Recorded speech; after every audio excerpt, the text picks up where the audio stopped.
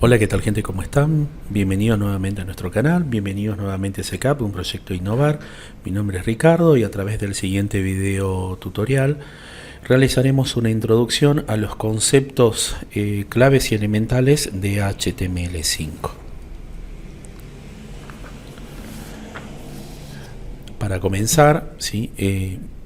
Aquí les he preparado un pequeño esquema, ¿sí?, en donde traté de representar la estructura esencial que puede tener cualquier tipo de páginas web, ¿sí? Fíjense que esto ya lo hemos abordado en el video anterior, ¿sí? Nosotros tenemos por un lado el elemento de HTML, por otro lado tenemos el elemento CSS, JavaScript y las bases de datos SQL, ¿sí? En esta oportunidad nos vamos a centrar en el elemento HTML, ¿sí?, tanto en su estructura como contenidos. Para que conozcan un poco de la historia de lo que es HTML, ¿sí? HTML surgió en la década del 90, en el año 1990, después del surgimiento de Internet, ¿sí? Se determinó la primera versión de HTML, ¿sí? O sea, surge el HTML, que es un estándar, ¿sí?, creado al mismo tiempo con lo que es la World Wide Web, ¿sí?, que permitía comunicar, intercambiar información, ¿sí?, entre los diferentes nodos existentes de esa limitada Internet de los años 90. En el año 1993 se diseñó lo que es el HTML+, ¿sí?, el cual dio origen a lo que se conoce, bueno, como lo que es el HTML2, ¿sí?, que es un HTML, era una versión de HTML1, pero con una serie de superconjuntos más avanzados que este disponía. En el año 1995 se definió lo que es el HTML3, ¿sí? Se establece un estándar mucho más nuevo, con una serie de contenido mucho más moderno que permitía ampliar lo que es las capacidades del HTML existente, ampliar las capacidades de las páginas web existentes de aquel año, pero lamentablemente este estándar fracasó porque por falta de apoyo de los principales navegadores en aquel entonces, en Netscape y lo que es Internet Explorer. Les recuerdo lo siguiente, que el HTML, si bien es definido, digamos, o sea, como estándar a nivel mundial, en sí este estándar o estos borradores de nuevos estándares no sirve de nada si no existe un consenso generalizado de parte de los aplicativos conocidos como browser o navegadores de Internet, ¿sí? En el año 1997, que tal vez uno de los avances más importantes, surge lo que es el HTML4, ¿sí?, publicados por el W3C como estándar de diseño web, ¿sí? En sí, el HTML4 se vino utilizando casi durante una década, ¿sí?, e impuso un gran avance en lo que es Internet y permitió el crecimiento exponencial de diferentes sitios web. No sé si recordarán, pero en la década, o mejor dicho, en el año 1999, el año 2000, se produjo el fenómeno de la gran burbuja de Internet, ¿sí? Para aquellos que no lo conozcan, debido al gran crecimiento de sitios web de Internet, sitios de compras, sitios informativos, portales, etcétera, los inversores de Wall Street, los inversores a nivel mundial, comenzaron a ver bastante atractivo lo que es el mercado porque había un crecimiento enorme y muchos visionarios veían en ello posibilidades de generar dinero de una manera muy fácil. Entonces eso se comenzó a hacer como una especie de burbuja. Vieron la burbuja que se realiza cuando nosotros utilizamos agua enjabonada, que comenzó a crecer, hasta que estalló debido a que muchos de estos sitios que supuestamente parecían que tenían un éxito que iban a tener un éxito global, en realidad eran sitios vacíos, eran carcasas vacías, páginas web que no tenían ningún tipo de sustento, no tenían ningún tipo de estudio de mercado, ningún tipo de estudio de marketing que les permitiera poder crecer tal como estaban vendiendo, digamos, o sea, dicho sitio web. Entonces, a partir de ese año comenzó un declive en cuanto al tema de inversiones en sitios web y aplicaciones web, el cual comenzó a remontar, ¿sí?, de manera escalonada, pero ya no tanto de manera tan vertiginosa como sucedió en la década de los 90. En el año 99, el año 1999, surge el estándar XHTML 1.0, ¿sí? Que extiende las propiedades, extiende las funcionalidades del HTML4. ¿Sí?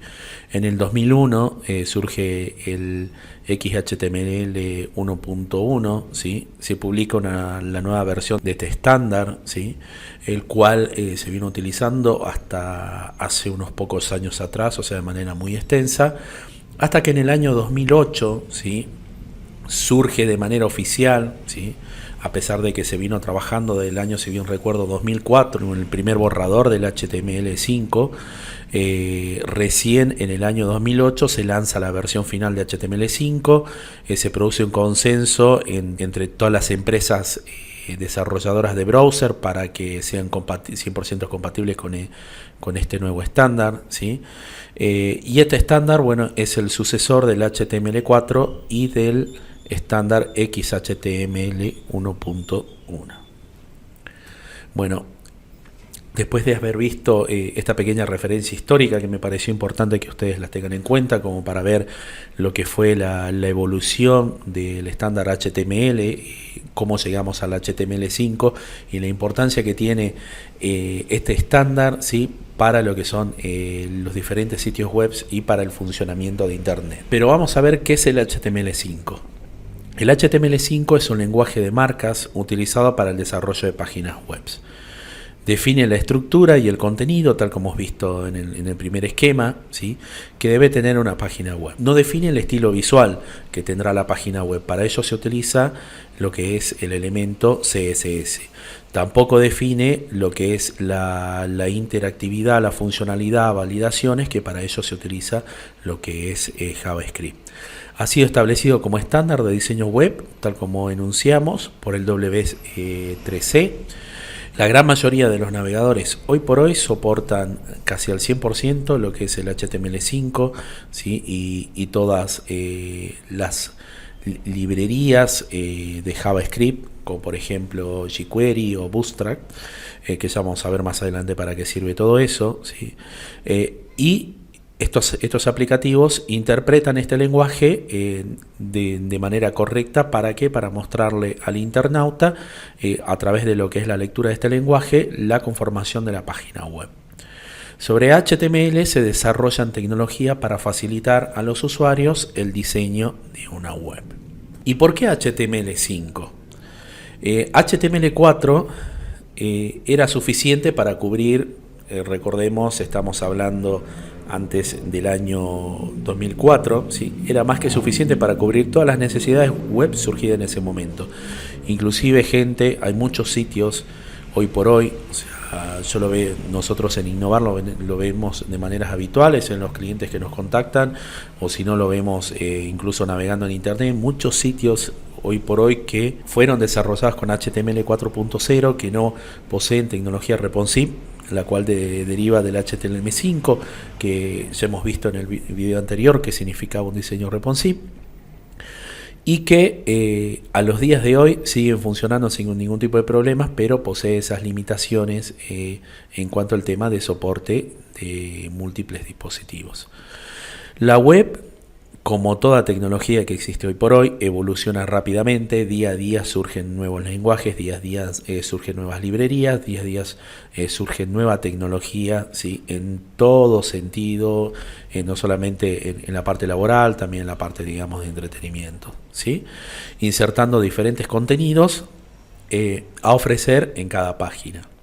El HTML4 no cubre esas necesidades, por lo que se crearon diferentes tecnologías que suplieran esas necesidades en ese momento, como por ejemplo el Flash, ¿sí? Que seguramente muchos de ustedes navegaron en páginas Flash, o sea que uno entraba, la página era bastante lenta, se demoraba en cargar, pero teníamos acceso a diferentes animaciones, se podría escuchar música de fondo, podíamos interactuar con los botoncitos, se generaba sonido, o sea, inclusive existen muchísimos juegos desarrollados en Flash que hoy por hoy se siguen utilizando, ¿sí? ¿Cuál es el problema del Flash? El problema de Flash es que sí o sí se requiere instalar un componente o un programa adicional, que en este caso es el Flash Player que debemos instalar en nuestro computador, ¿sí? Y después Microsoft lanzó el Silverlight, o sea, una competencia, digamos, de Flash que prácticamente quedó opacada ante lo que fue la potencia en su momento de Flash, ¿sí? Pero hoy por hoy, debido al HTML5, prácticamente Flash se comenzó a descartar. ¿Por qué? Porque si nosotros, por ejemplo, abrimos un sitio web hecho en HTML4 con Flash, lo más probable es que si lo abrimos de nuestro celular nos aparece una cajita de color gris, ¿sí? con un iconito como si fuera un rompecabezas. Eso significa que está faltando el componente de Flash, por eso no lo carga, por lo cual no tiene compatibilidad con todos los dispositivos. Y hoy por hoy, gente, como ustedes lo sabrán, hoy por hoy el mercado es dominado por los dispositivos móviles. Otro de los problemas que impulsaron a la creación del HTML5 es la necesidad que existe hoy por hoy, ¿sí? Debido al trabajo distribuido, de disponer aplicaciones de escritorio, pero en su versión web.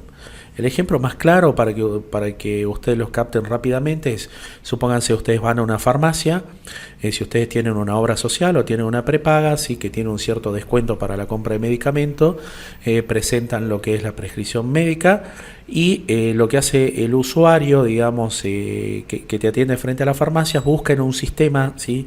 En un sistema web propio de la obra social o de la prepaga, si vos estás habilitado para otorgarte lo que es ese descuento, ¿sí? De eso estamos hablando. Bueno, esa fue una de las principales necesidades desde el punto de vista laboral, que impulsó la creación de un nuevo estándar y el nacimiento del HTML5.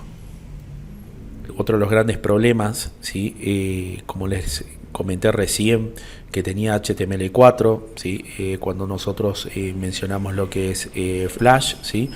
Era que si nosotros necesitábamos cubrir alguna funcionalidad en particular, ¿sí? Que no era soportada por HTML4, necesitábamos instalar plugins de tercero, lo que obviamente generaba muchísimos y graves problemas de seguridad, ¿sí? El ejemplo concreto, digamos, son aplicaciones desarrolladas hace varios años en el entorno de Visual Studio, ¿sí? En las cuales nosotros solamente podíamos acceder a través de lo que es el Internet Explorer. Si vos querías acceder a través de un a través de un Mozilla, porque el Google Chrome no existía, digamos, en aquellas épocas. Vos entrabas a través de Mozilla o cualquier otro browser y te aparecía un error en el cual decía que no podía cargar los componentes y que tenías que instalarlos, por lo cual sí o sí tenías que remitirte a utilizar lo que es el Internet Explorer. Por otro lado, las nuevas funcionalidades requeridas no encajan con el esquema inicial diseñado, por lo cual volvemos a tener otro problema: lentitud, errores de carga, no tenemos independencia a la hora de utilizar los navegadores. Esto un poco está relacionado con lo que le comenté recientemente, que algunas páginas se las solía abrir bien en Internet Explorer, en otros navegadores no funcionaban, o viceversa. Conclusión: todos estos problemas impulsaron lo que es la evolución del estándar, ¿sí? Y a la creación del HTML5, ¿sí? En este vínculo que les resalto acá abajo, ¿sí? Si ustedes lo desean, les puedo pasar en la sección de comentarios lo que es el vínculo para que ustedes puedan acceder a través de un clic. Me lo solicitan en los comentarios si es así. Les paso lo que es el tutorial oficial, ¿sí? Del W3S del HTML5. Este tutorial está en inglés, pero la verdad es que es muy fácil de entender lo que es el código, ¿sí? Y no es un inglés muy complicado, sino es un inglés muy técnico, por lo cual si vos no tenés idea de inglés, simplemente con un traductor en Google podés buscar Google Translator y directamente podés realizar la traducción de la descripción del lenguaje y fácilmente podés sobrellevar. Veamos un poco ahora cuáles son los elementos, ¿sí? Que componen a lo que es HTML5. Le decíamos que nosotros teníamos que el HTML5 se dividía en dos propiedades básicas. Por un lado teníamos los atributos y por otros lados teníamos el contenido propiamente dicho, ¿sí? En general se conforman, ¿sí? Con una etiqueta de apertura y con una etiqueta de cierre, ¿sí? Los atributos se colocan dentro de una etiqueta de apertura y el contenido se coloca entre la etiqueta de apertura y la etiqueta de cierre, ¿sí? Entonces los atributos de contenidos, se acuerda que podíamos definir párrafos, ¿sí? Podíamos definir títulos, etcétera. Esto es lo que estoy definiendo acá como etiqueta de apertura, es un párrafo, que ya lo vamos a ver más adelante que es un párrafo, ¿sí? Pero para tomar una analogía, los mismos que es exactamente lo mismo que un párrafo que nosotros tenemos declarado en un Word, ¿sí? Fíjense que tenemos la etiqueta de apertura que es P. En este caso les voy a lo que es class igual a texto, ya lo vamos a ver más adelante cuando veamos SS, por lo cual en esta instancia lo vemos. Simplemente podemos crear el atributo de párrafo simplemente con P, ¿sí? Y luego colocamos lo que es el contenido, ¿sí? Lo que es la etiqueta siempre se abre con el signo menor y se cierra con el signo mayor. Todas las etiquetas dentro de HTML funcionan exactamente de la misma manera. Insertamos el contenido, acá curso HTML5 de Innovar ICCAP, y aplicamos lo que es la etiqueta de cierre, ¿sí? La etiqueta de cierre es exactamente igual a la etiqueta de apertura, solo que colocamos una barra inclinada, ¿sí? Con eso le damos lo que es el cierre. Si nosotros no definimos una etiqueta de cierre, lo más seguro es que nos dé un error a la hora de querer, el navegador a la hora de querer interpretar y mostrar lo que es nuestra página web, ¿sí? Porque tenemos un mal cierre de esa etiqueta en el HTML, ¿sí? Por otro lado tenemos los tipos de elemento HTML, ¿sí? Tenemos tres tipos de elementos HTML, tenemos los estructurales, de presentación, de hipertexto. Los elementos estructurales describen el propósito del texto y no denotan ningún formato específico, como es el caso, por ejemplo, del título. Nosotros en títulos tenemos H1, H2, H3, H4 y H5, donde H1 es el título, digamos, principal. Tenemos el título secundario que es H2 y así sucesivamente. El formato, digamos, de este título nosotros lo podemos modificar utilizando CSS sin ningún tipo de problema, ¿sí? Pero en este caso, colocando lo que es esta etiqueta, que es H1, ¿sí? Dentro de mi página web me va a aparecer resaltado lo que es curso de HTML con una letra mucho más grande que si nosotros estuviéramos utilizando el ejemplo de abajo, que es la declaración de negrita, ¿sí? Los elementos de presentación describen la apariencia del texto independientemente de su función, como por ejemplo B es la declaración de negrita, ¿sí? Que B es exactamente igual a la etiqueta strong que se utilizaba con anterioridad, pero hoy prácticamente se sintetizó, mejor dicho, se simplificó y se utiliza directamente B, ¿sí? Entonces en este caso nosotros definimos una negrita, ¿sí? Por ejemplo, la etiqueta EM, ¿sí? Describiría lo que es un texto en cursiva, ¿sí? Los elementos de presentación se encuentran obsoletos desde la aparición del CSS, ¿sí? ¿Por qué? Porque directamente nosotros, por ejemplo, podemos declarar en el párrafo, si queremos colocar todo en negrita, ¿vieron el class texto? Bueno, podemos definir en CS el texto como un formato en negrita, ¿sí? Que ya lo vamos a ver más adelante, no se preocupen. Y por otro lado tenemos los elementos del tipo hipertexto, que relacionan a parte del documento con otros documentos. En este caso es un vínculo, ¿sí? En el cual, por ejemplo, todas nuestras páginas web de nuestros clientes poseen en la parte inferior, digamos, cuando nosotros hacemos un scroll en las mismas, lo que es los derechos de autor, ¿sí? Y entonces en este caso, si vos pasás lo que es el puntero arriba de la letra Innovar, va a cambiar de color y si le haces clic te va a reenviar a lo que es la página de Innovar. Bueno, esto lo hacemos a través de este URL o este vínculo o a través de lo que es este hipertexto. Fíjense, acá tenemos un ejemplo, ¿sí? Lo que yo utilicé para dejarlo, digamos, en mucho más claro, es un editor de HTML, que fíjense las ventajas de utilizar un editor de HTML a diferencia de un Notepad o un bloc de notas, que es como hemos visto en el ejemplo del primer video, es que me diferencian las diferentes etiquetas con diferentes colores, ¿sí? En este caso, fíjense que nosotros lo que hacemos es declarar que el documento HTML es un tipo de documento HTML. El lenguaje por defecto, ¿sí?, de esta página web, ¿sí?, es en español. Fíjense que nosotros dentro de la estructura tenemos la apertura de la etiqueta HTML y al final tenemos el cierre de lo que es la etiqueta HTML, que en este caso aparece un poco medio cortadita, pero es signo menor barra HTML signo mayor, ¿sí? Luego tenemos la otra, la declaración de una de las partes más importantes de un documento HTML, que es lo que es la cabecera, el head, donde se declara lo que es el título y se puede declarar referencias, por ejemplo, de palabras claves, las cuales se utilizan en buscadores como Google, referencias, por ejemplo, de autoría, se puede declarar lo que es referencia a archivos JavaScript, archivos CSS, etcétera. Después de lo que es la cabecera tenemos lo que es el cuerpo del documento HTML, ¿sí? Conocido como body. Bueno, aquí es donde nosotros iremos colocando todo lo que es nuestro contenido, tanto contenido en texto, contenido, digamos, en cuanto al tema de animaciones, imágenes y diferentes componentes que hacen en sí a lo que es el documento HTML o a la página web. A continuación vamos a ver cómo definir un documento HTML.